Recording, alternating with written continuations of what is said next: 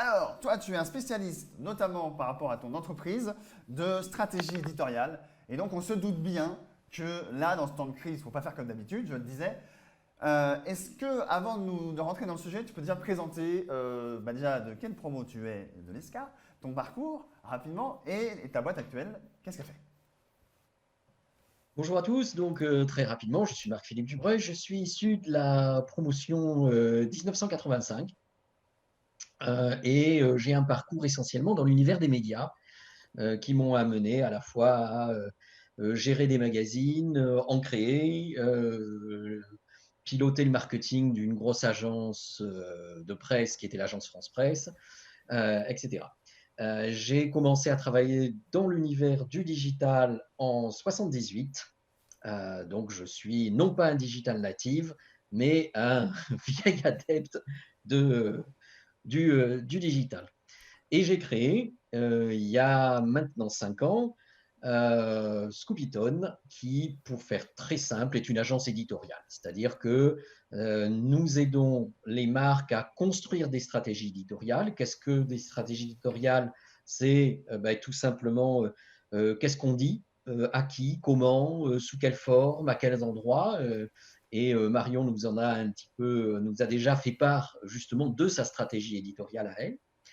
Et puis, de façon très pragmatique, c'est aussi de la production de contenu. Nous avons pour cela un panel de 300 à 350 contributeurs potentiels que nous encadrons, mon associé et moi, mon associé étant journaliste, qui produisons toutes sortes de contenus, à la fois texte, vidéo, photos, etc.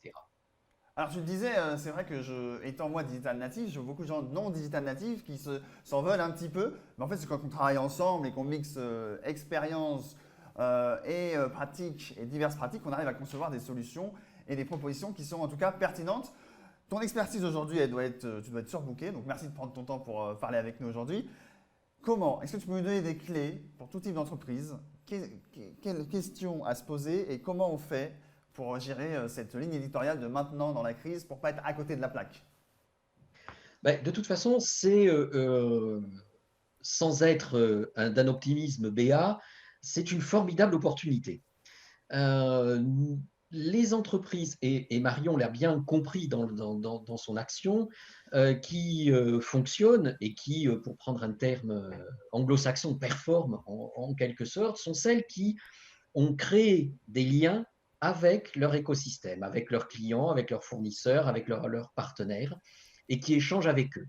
L'objectif pour une marque n'est plus de vendre immédiatement, mais de créer le contexte pour que, à un moment, le déclenchement d'une envie d'achat et d'un achat se fasse. Et donc, dans la situation dans laquelle nous nous trouvons, où justement l'acte d'achat est difficile à la fois à prendre en conséquence. Est-ce qu'on va consommer ou est-ce qu'on ne consomme pas? On ne sait pas quel va être l'avenir, donc on va consommer que des produits de première nécessité. Et d'une part, cette consommation est quand même difficile puisqu'on ne peut pas se déplacer, on peut pas le faire.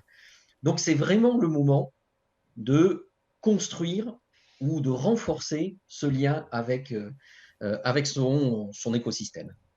Alors, on mesure en disant ça que c'est peut-être totalement aux antipodes des habitudes de certaines personnes qui nous écoutent, parce que le commerce à l'ancienne, de prospecter dans le dur, etc., ça a toujours existé, ça existe, ça fonctionne aussi.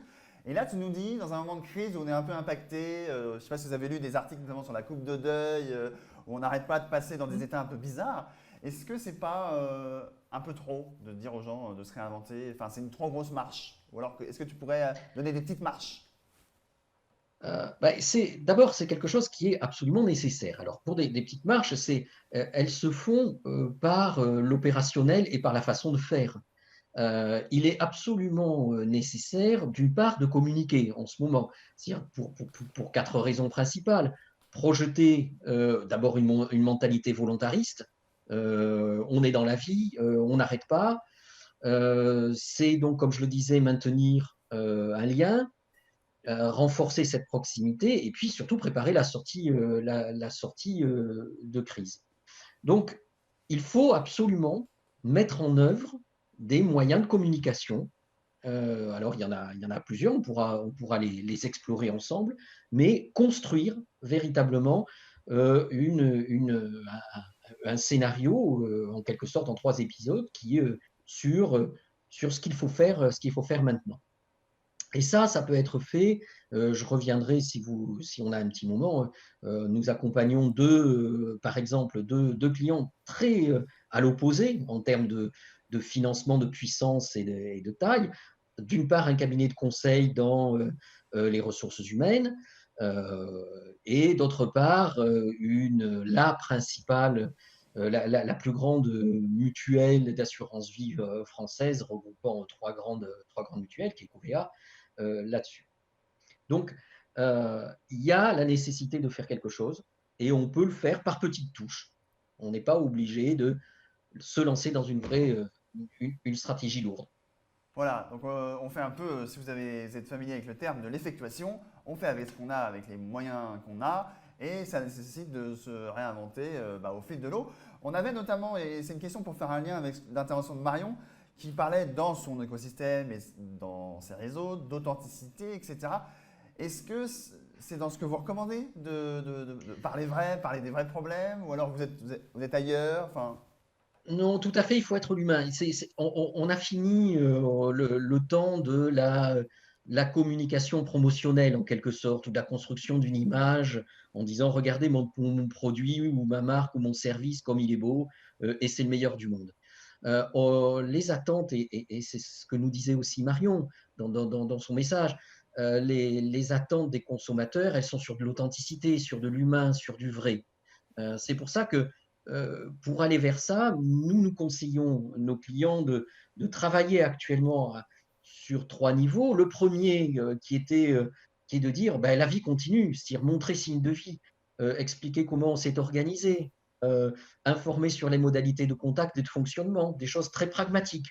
Euh, euh, de raconter un petit peu que ben, on vit là-dessus. Et là, il n'y a pas besoin je dirais, d'investissement lourd, comme disait Marion, et elle le fait très bien. Une petite vidéo faite au smartphone, bien montée sous les conseils avisés de notre ami, peut le faire. Et une fois qu'on a fait ça, c'est travailler sur le partage. C'est-à-dire, c'est de dire, ben voilà, on est tous dans la même galère, et on vous donne de nos nouvelles. On vous raconte notre quotidien, on vous rapporte des expériences, on vous dit comment on fait. Je reprends l'exemple de Marion, c'est de dire ben, finalement comment se fait l'approvisionnement en ce moment, quelles sont les mesures de sécurité sanitaire qui sont prises dans l'élaboration de nos produits. Voilà, c'est tous ces éléments qui peuvent être faits sous forme de mail, newsletter à un réseau, ou de chat, ou de visioconférence, voire même de webinaires, qui permettent de dire, ben, finalement, cette marque, elle n'est pas forcément c'est pas une marque sur un business très agressif, c'est une marque qui me comprend, c'est une marque dans mon environnement. Voilà, Et tout alors... ça permet de préparer l'après. Exactement. Une Alors, il est en question, train de une se question passer en ce complémentaire. moment sur Facebook exactement ce pourquoi on émet en direct sur Facebook avec la télé Alumni, c'est qu'on échange entre pairs, on échange entre alumni de l'ESCA. Et là, Marion, ils sont en train, pendant que tu parles, d'échanger avec quelqu'un qui fait du e-commerce. Ils vont se parler pour échanger les expériences, etc. Et c'est exactement ce qu'on est en train de créer comme mood. Et donc, vous pouvez les rejoindre sur le chat, vous pouvez partager ce live pour que de plus en plus d'alumni entendent parler. J'avais une question à te poser quand même, parce que en toute objectivité, Marion, elle était lucide sur ton business. On va dire que c'est un indie business, c'est un petit business. Tu as parlé de Covéa, c'est des grosses mutuelles avec, on imagine, une bonne dose de corpo d'habitude. Qu'est-ce que tu leur recommandes? Comment ils peuvent switcher? Et je suis sûr que des gens qui nous écoutent ont des plus gros business. Comment ils peuvent switcher? Quel pas serait gagnant en fait? Alors, Ça, on travaille là-dessus. Alors, c'est vrai qu'il y a notamment des processus décisionnels extrêmement lourds, de validation, notamment. Donc, je vous parle de Covea, mais en termes juridiques et autres. C'est par l'outil. C'est par la prise de l'outil et le support qui va être utilisé. Quand on leur dit, vos clients, ils n'arrêtent pas d'appeler sur l'assurance vie, par exemple, d'appeler votre centre d'appel, paniquer en disant mon portefeuille a baissé de 15 ou 20%, qu'en est-il de ma retraite? Donc il y a des vraies angoisses. Et ça, vous ne pouvez pas attendre 3 semaines pour leur répondre. Donc, vous répondez directement à ceux qui vous appellent, c'est vrai, mais tous ceux qui ne vous appellent pas, qui ont les mêmes angoisses, vous ne leur répondez pas. Donc, il faut agir très vite. Donc, construisez, par exemple, une newsletter hebdomadaire par mail sur laquelle vous allez aborder plusieurs sujets, aborder le sujet mais d'abord de votre résilience vous-même, votre le nombre de personnes qui travaillent, comment vous êtes impacté, et puis parler aussi, donc c'est ça, c'est une vraie stratégie éditoriale, hein, parler de ce que vous faites au quotidien, et puis à travers des cas concrets, comment les choses vont se passer. Et ça, en arguant du fait de cette urgence, cette immédiateté, on a accès décisionnellement aux dirigeants qui, valident ou pas valident, mais enfin, font en sorte que prennent sous leur responsabilité de s'affranchir de tout un parcours de production et tout un process lourd. Alors c'est vrai que l'avantage, et encore une fois, on ne nie pas la difficulté de la crise, hein, elle est là, elle va être durable, donc c'est juste qu'il faut se réinventer. Euh, L'avantage, c'est que autant en marketing, parfois, on utilise des personas pour faire des groupes d'individus et leur adresser des messages spécifiques. Et là, concrètement, on est au moins sûr d'une chose, c'est que tous les personas, tout le monde est impacté et on est dans la même situation. Donc quelque part, il ne reste plus qu'à être authentique et à parler de nous, etc. On arrive sur la fin de l'émission, mais je voulais quand même t'entendre sur un sujet. On a vu, mais dès les premiers jours du coronavirus et du confinement, on a vu des gens qui se sont permis de se servir de l'actualité pour aller tenter de refourguer comme ça leurs produits, mais en mode agressif. Donc évidemment, il ne faut pas faire ça. Mais alors, il faut quand même qu'on vende nos produits. Alors que ça suffit juste de dire, ah ben nous, on s'organise et tout. Ou on peut quand même aller un peu on peut quand même faire des call to action. Comment on procède? Alors, il faut être très prudent avec ça parce qu'il y a ce type de communication basée sur l'empathie, la proximité, le contact humain, va prendre violemment, euh, comme retour de bâton en quelque sorte, toute action qui serait, je dirais, qui laisserait entendre qu'on profite de la situation pour travailler un business et développer. Euh, je reprends l'exemple, et puis c'est intéressant de Marion. Ce qui est intéressant pour elle, c'est pas de dire voilà, achetez mes produits, mais c'est de renforcer le côté euh, qualitatif de ces produits. Alors, bien sûr qu'elle va laisser traîner en fin de communication un mail ou un moyen de se communiquer, mais elle va pas faire elle va pas faire, c'est ce qu'elle nous dit, hein, et c'est ce que je lui recommanderais. Elle va pas faire de la promotion agressive. Et d'ailleurs, si on reste sur cet univers de la cosmétique, des gros e-commerce comme Sephora, par exemple, ne communiquent plus du tout sur les aspects promotionnels, alors que c'était un élément extrêmement important de leur communication jusqu'à présent. C'est vous avez moins 15% sur votre prochaine commande, etc.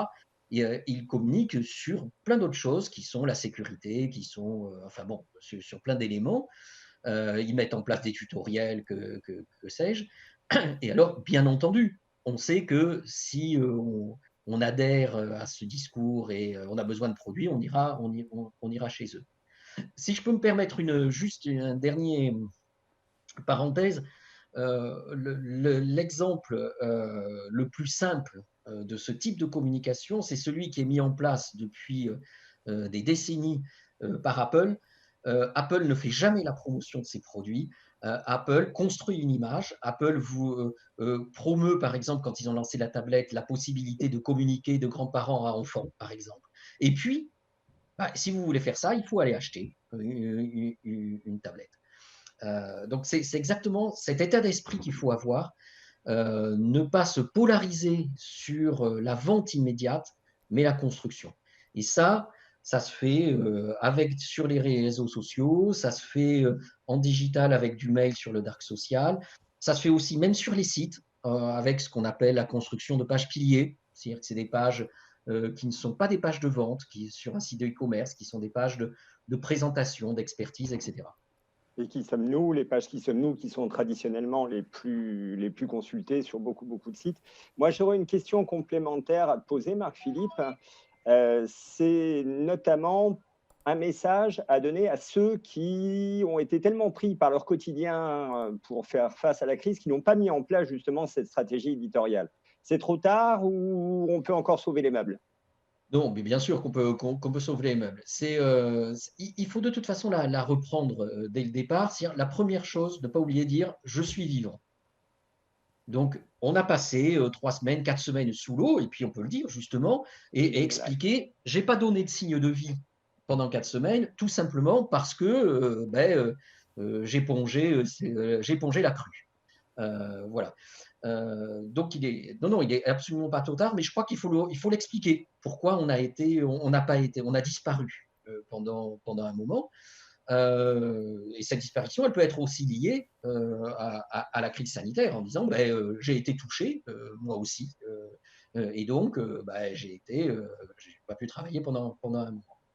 Mais non, c'est comme je le disais, pour revenir au début de mon intervention, c'est quelque chose qui est vraiment, c'est une opportunité pour vraiment enclencher cette proximité avec son écosystème. Et quand je parle d'écosystème, il est au sens large. C'est pas que les clients, c'est les prospects, mais c'est aussi les partenaires, les fournisseurs et surtout les collaborateurs. Voilà, effectivement, toujours raisonner, même si quelqu'un n'est pas directement notre prospect, bien, on l'impacte, les parties prenantes jouent un rôle, et donc le message se diffuse encore plus avec la logique réseaux sociaux. Merci Marc-Philippe d'être intervenu ici C'est ce moi. matin. Tu reviens quand tu veux, bien évidemment.